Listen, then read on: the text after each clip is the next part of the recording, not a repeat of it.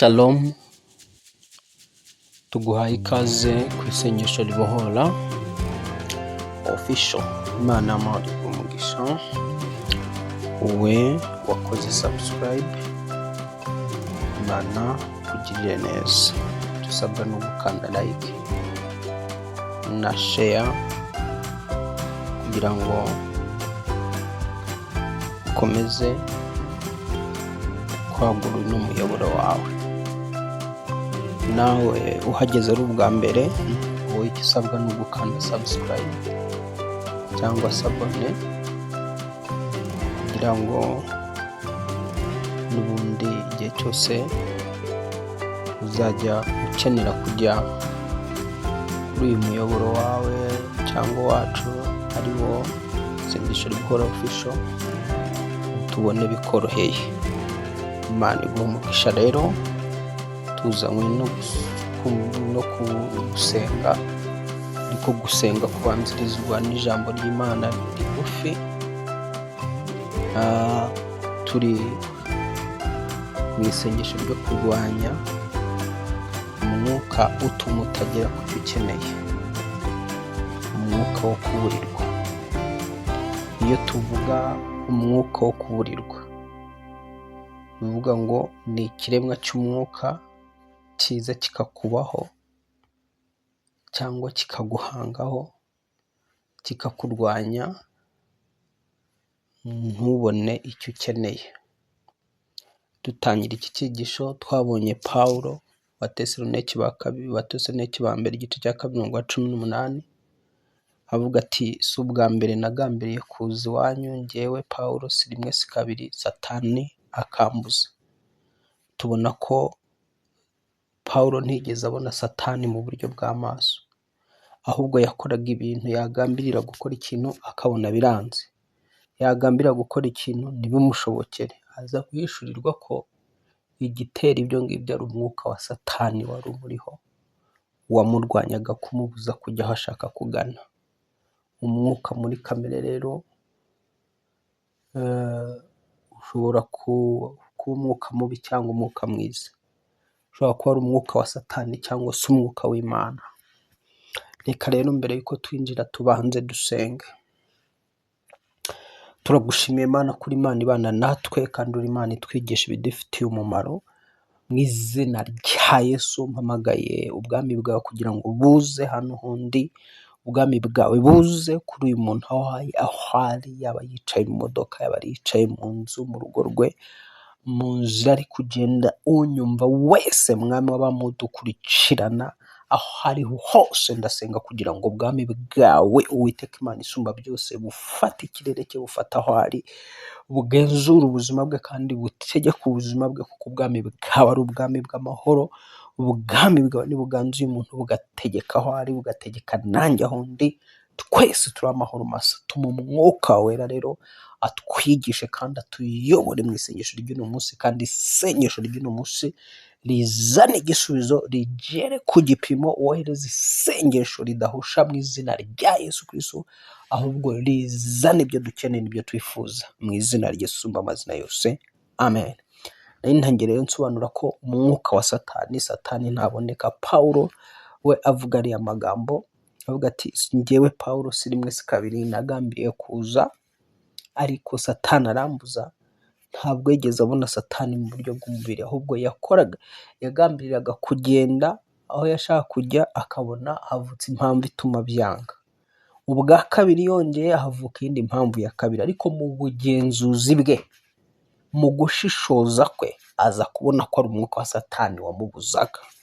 So nuvuga ngo rero umwuka wa Satani ushobora kukubuza guhirwa, ushobora kukubuza gutera imbere, ushobora kukubuza gusenga, ushobora kukubuza gutangira Imana, gutanga 10% n'amaturo, ushobora kukubuza gukiranuka, ushobora kukubuza kubana n'abantu amahoro, ushobora kukubuza kwiga, ushobora kukubuza kugera ku nyungu wifuza kugeraho, ushobora kukubuza kugera ku byiza. Umwuka wa Satani rero turi mu masengesho yo gusenya umwuka wo kuburirwa. Umwuka wo kuburirwa rero ni umwuka ukubuza kugera ku cyo wifuzaga kugeraho, umwuka wo kuburirwa. Uyu mwuka wo kuburirwa rero ni umwuka urogwa, barawuroga. Muruzi umunyamashyari, umuntu utakwifuriza ibyiza, umuntu utifuza ko umuruta, umuntu ugufitiye ishyari, yaba muri famiye cyangwa mu muryango, uwo ari we wese ashobora kukubona akabona imikorere yawe, akabona amahirwe akuri imbere, akakoherereza umwuka, akakubohesha umwuka, reka mbivuge neza, akakubohesha umwuka wo kuburirwa. Umuntu ashobora gufata akabona ukuntu ukorera amafaranga, ukuntu yakira, akoresheje uburozi bwe akakoherereza umwuka wo kuburirwa. Twabonye hari igihe tugeze gusoma tureba ukuntu abarozi cyangwa se bamwe mu bakonikoni bo kwa Farawo, Mose yakoraga igitangaza, b'abakonikoni nabo bagakoresha uburozi bwabo, bakubita inkoni hasi bakoresheje bwa burozi bwabo, inkoni igahinduka inzoka. Tubona rero ko umwuka, aho ngaho turabona umwuka w'uburozi. Umwuka w'uburozi rero, kuroga ni ukuzamura spirit, kupandisha pepo mbaya, kuzamura umwuka mubi umuntu akaba yawugutongera. None iyo tuvuga umwuka mubi cyangwa imyuka mibi, duhita twibuka icyitwa abadayimoni aribo bamarayika b'umwijima, duhita twibuka icyitwa imizimu, imyuka y'abapfuye bapfiriye mu byaha,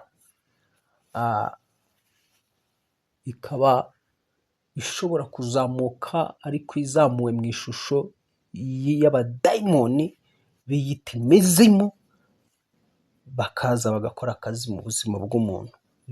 Iyo niyo twita imizimu. Utarasobanukirwa umuzimu, ugende usobanukirwe, ugende ujye mu byigisho byanjye, uraza kubona umuzimu icyo ari cyo, narabisobanuye. Si icyo rero, umuntu rero ashobora kukuzamurira umuzimu akawutegeka ngo genda, akawuha amabwiriza, imyuka ihabwa amabwiriza, genda umubohe, ntukemere ko hari icyo ageraho. Genda nubona hari ikintu agiye kugeraho, ujye uteza ikibazo gituma ibintu bisubira hasi. Genda nubona bimeze gutya na gutya, ujye wisubira. Hari umwuka igihe cyose uba ubona ugenda wisubira, udashaka gucika ku muntu. Ariko umwuka ugenda wisubira udashaka gucika ku muntu, ni uko ubwawe ku giti cyawe wawufatiye umwanya. Niba ubona umwuka utagucikaho,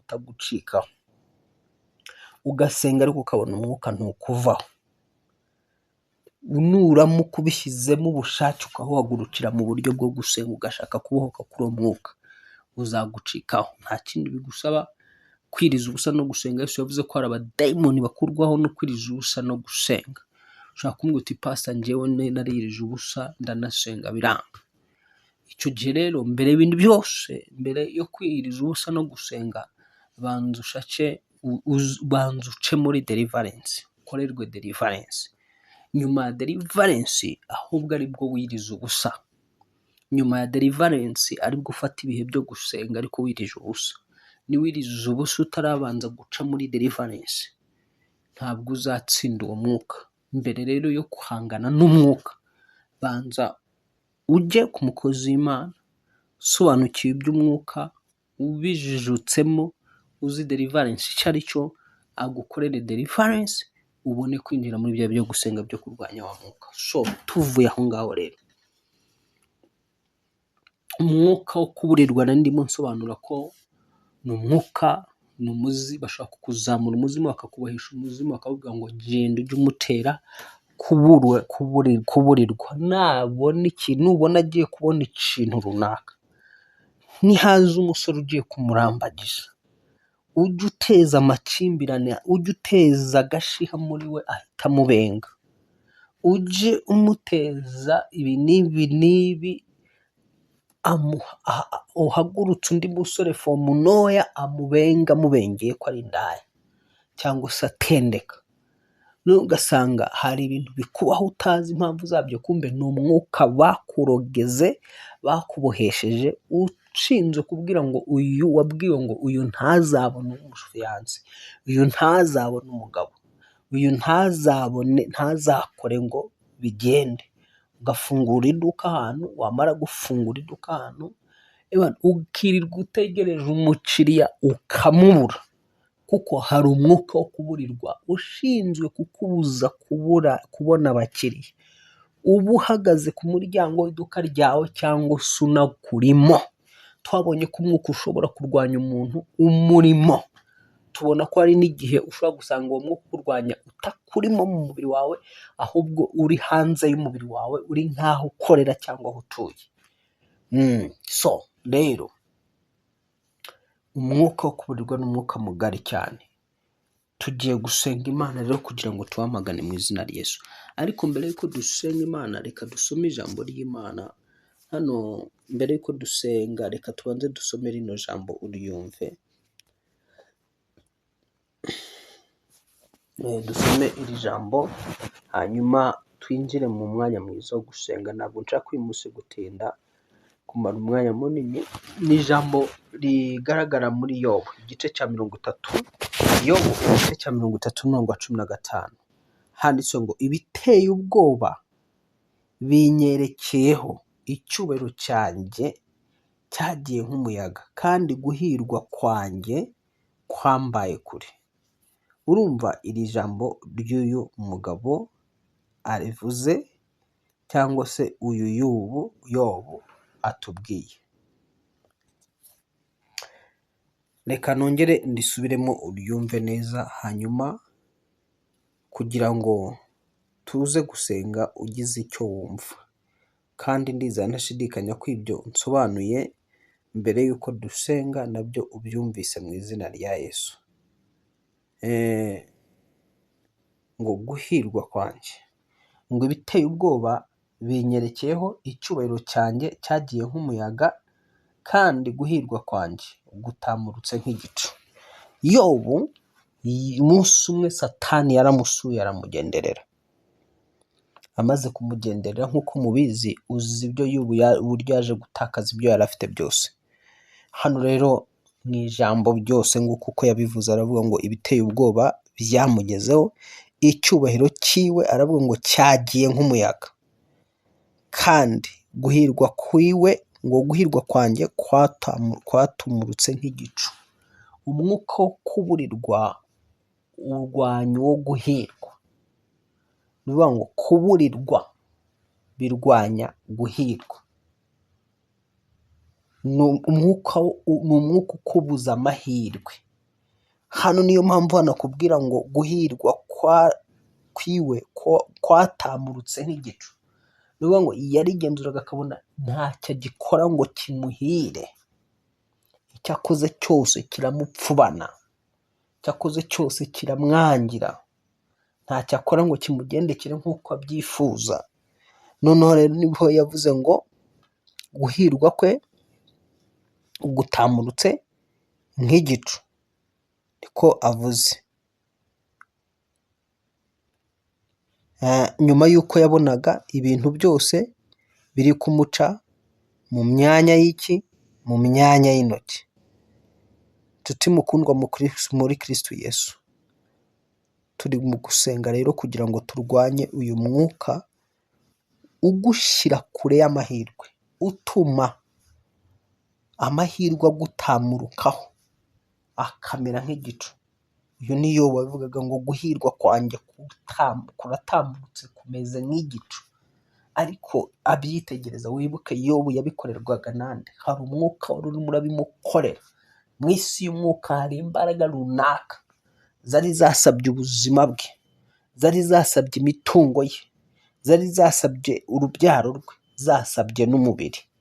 None izo mbaraga zari zasabye urubyaro rwe n'imitungo ye, zikagira naho zisaba umubiri we, zavuye ku rwego zo kumutwara abana, atakaza abana arababura, atakaza imitungo arayibura imucikaho, ndetse atakaza n'amahoro y'umubiri we, kuko umwuka uwo kuburirwa watuma ubura n'amahoro mu mubiri, wabura n'amagara meza mu buzima bwawe.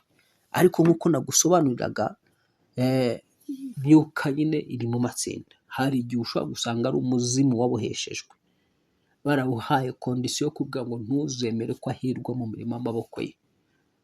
Uwundi barawubwiye ngo ntuzemere ko abona urubyaro, ukaba ushinze kukubuza kubona urubyaro. Undi barawubwiye bati ntukemere ko agira ukuboko kwiza mu byo akora, ntuzemere ko abona poromosiyo. Bandi bajye babona poromosiyo bazamuka ariko we ntabone poromosiyo. Bandi bazamurwe mu ntera ariko we ntazazamurwe mu ntera. Ugasanga rero ni umwuka ugutera kubura icyo wakagombye kuba ubona. Mu maganya ya Yeremiya kandi, hano Yeremiya nawe arandika akavuga ngo kandi watandukanije ubugingo bwanjye n'amahoro, akamba kure, guhirwa narakwibagiwe. Uyu nanone ni umuntu w'Imana, arimo aragaragaza ko guhirwa yakwibagiwe. Tugiye gusenga Imana mu izina rya Yesu. Imbaraga zatumye guhirwa ukwibagirwa zitsindwe mu izina rya Yesu, zikure kure. Vuga uti Data mu izina rya Yesu Kristo, nciye bugufi imbere y'amaso yawe, nsabye imbabazi z'ibyaha byanjye nkora, ibyo nkora biciye mu bitekerezo, biciye mu magambo, biciye mu bikorwa. Amaraso yawe Yesu Kristo yongere kweza akanwa kanjye, yeza umutima wanjye, yeza ubugingo bwanjye. Yesu Kristo umpumanure, Yesu Kristo unyeze.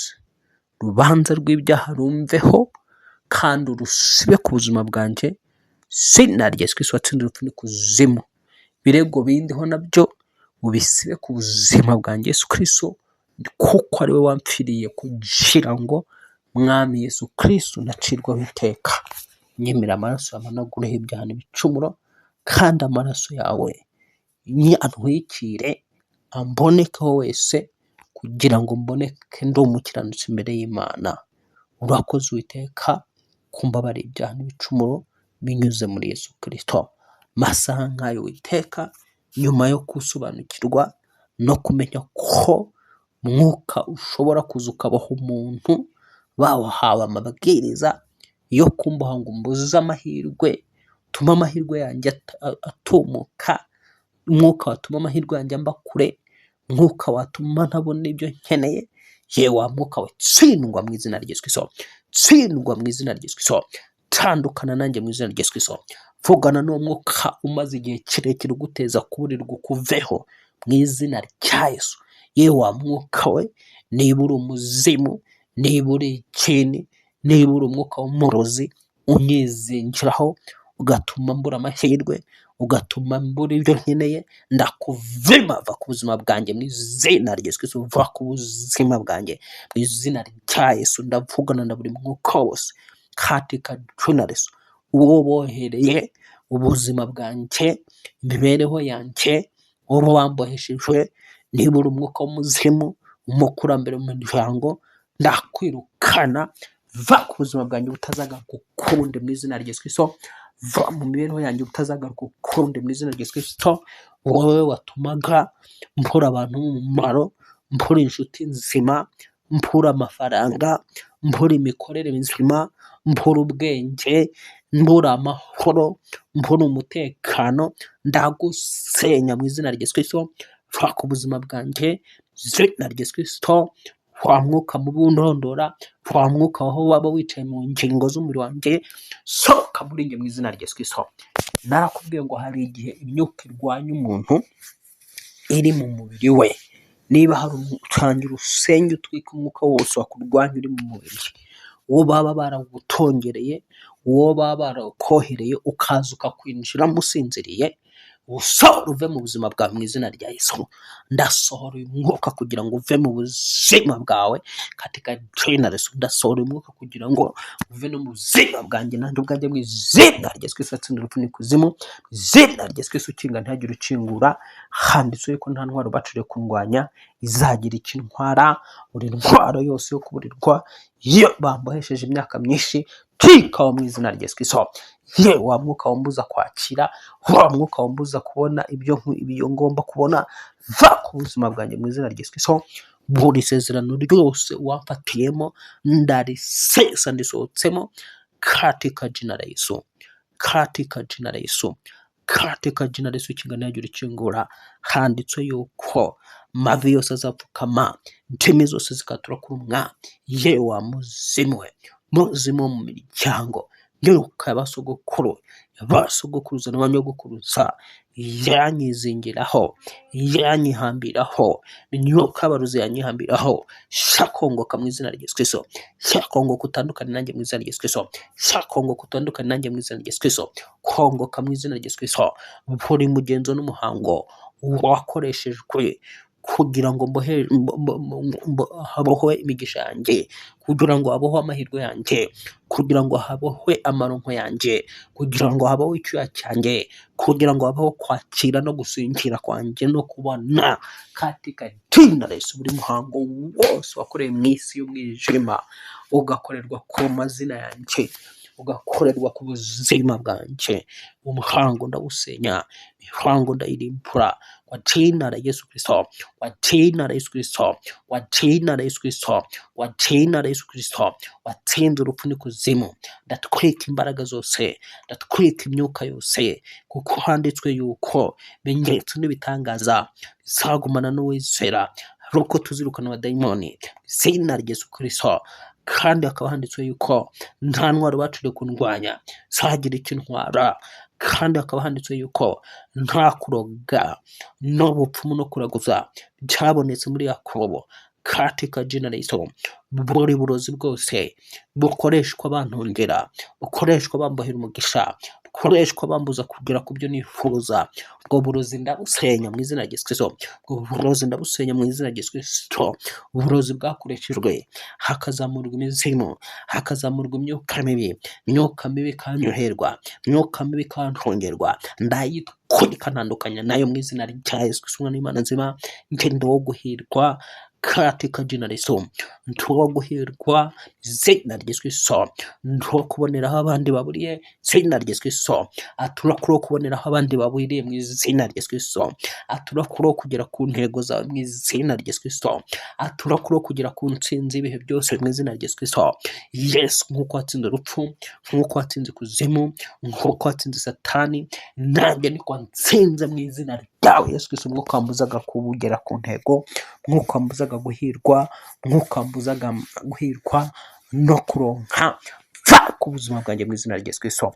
Urakoze mwami ko uyu muntu mubohoye, izina rya Yesu Kristo, umwana w'Imana nzima. Ndarekura umuriro w'Imana kuri buri wese twari turi kumwe ahangaha hano kuri iki gicaniro, muri iri sengesho, wari uboshywe n'imyuka y'imiryango, uboshywe n'imyuka y'abarozi, uboshywe n'imyuka y'aho atuye, katika jina la Yesu. Mwamyuka mibi mwe mutuye mu rugo rw'uyu muntu, muboshye n'umuntu, ndegetse ko musakuza mukamuvaho mu izina rya Yesu. Umuriro w'Imana batwike, umuriro w'Imana batwike, ndabatwika muri kuri uyu muntu ahirwe, ndabatwika muri kuri uyu muntu ashake, ndabatwika muri kuri uyu muntu abona akazi, izina rya Yesu Kristo wapfuye akazuka, ndabatwika muri kuri uyu muntu mu izina rya Yesu Kristo ashingirwe imbaraga z'umwuka wera, ndabategeka muri kuri uyu muntu abone promotion, izina rya Yesu Kristo wapfuye akazuka, ndabategeka muri kuri business y'umuntu, muri kuri imikorere y'umuntu, muri Imana batwike, muri Imana bakonkore, imbaraga za Yesu zibarimbre,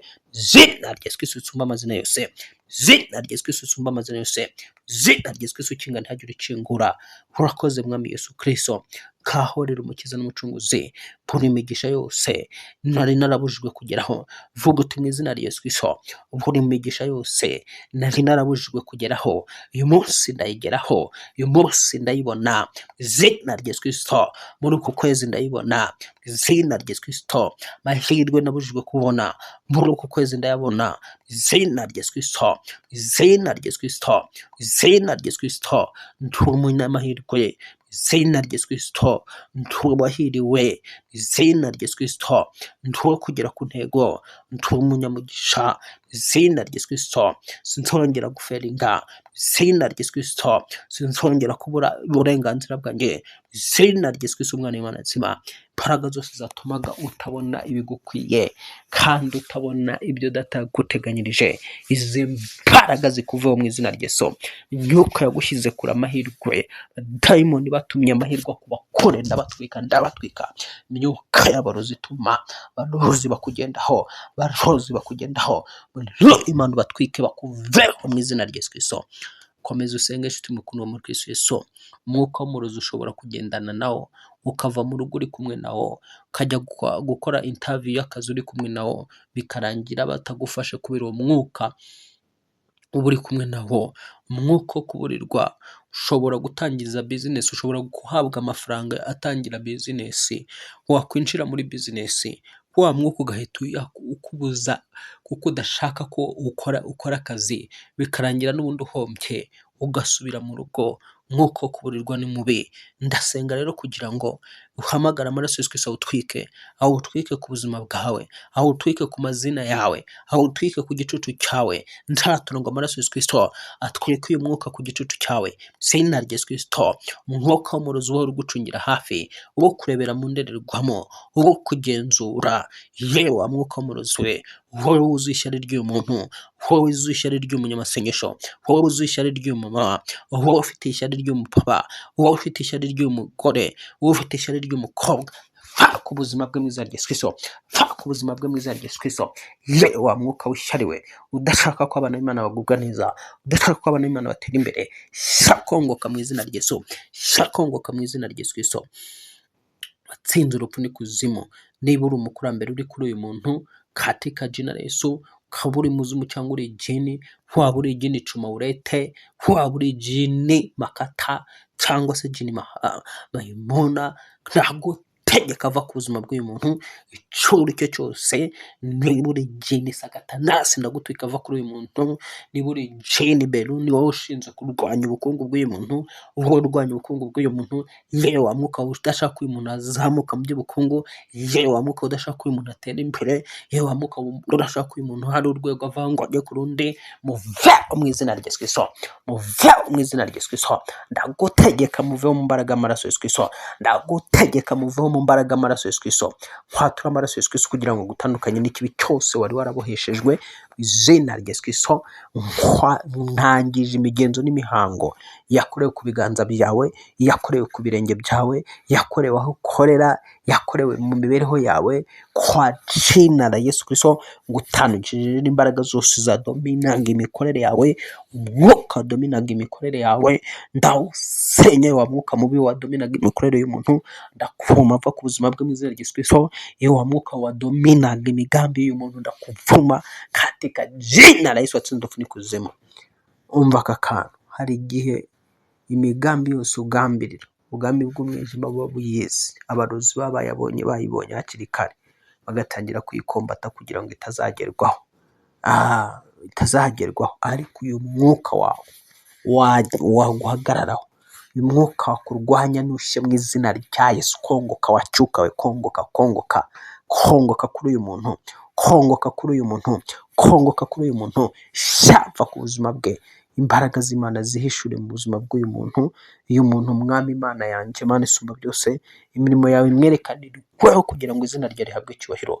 Uyu muntu mwami wari uri hano ku isengesho ribohora, imirimo yawe imwerekanirweho, mutandukanye n'umwuka wo kuburirwa, yinjire mu mugisha, yinjire mu masezerano, yinjire mu cyo wamuvuzeho.